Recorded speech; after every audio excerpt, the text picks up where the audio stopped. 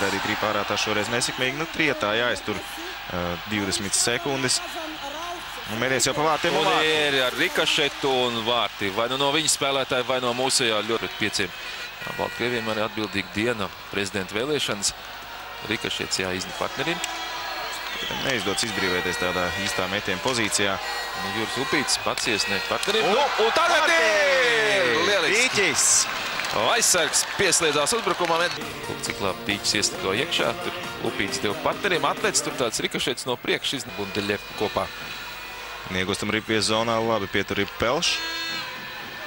Pagājušā sezona Dinamo juniors. Un metiens vārti priekš. Un vārti! Atkārtots metiens. Es domāju, ka tas bija Bruno Zabis, kas pielika punktu. Tas notika. Kristians Pelš izkārtoja situāciju vārti priekšā un labi nospēlē Diļev. Jā, gūt no vārti priekš. Girgensons gar apmalu.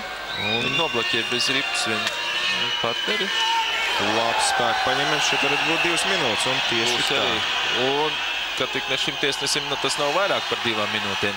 2 minūtes tas nebūtu slikti šoreiz. Spēlētājs neredzēja Girgensonu un jā, Elkonis. Elkonis arī tika lietots. Nu, pa laimi viņš uz apmalu viņu negrūda. Te pazaudē arī. Piespēlē. Nedrīkst ļaut mest un Nav, rips nav. Un vārdu sakot, šī bija epizode, kas varēja izšķirt cīņas likteri. Nu, nesasteigt. Un, nu, jāizspēlē 2 pret 2. Metiens un uzvarā!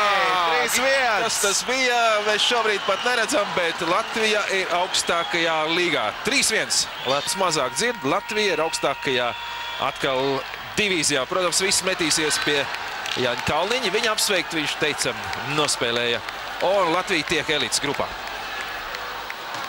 Un te nu gan būs vēl apbalvošana, labākie spēlētāji noteikti arī visu turnīra un arī himna par godu Latvijai. Viss uzvaras turnīrā Baltkrievi ar 3-1 uzvarēt vairāk nekā Japāņi vai kas tur iznāca Itāļi. Malečs puikas, Malečs tik tiešām ar šo grūto kalendāru nopelnīts brīvdienas Ziemassvētku un noteikti Jānis Kalniņš. Baltkrievu laukumā Beresļevu meta gaisā. Nu, Baltkrieviem tomēr ekstra līgā 14 komandas ir augstākā līga, ir junior līga.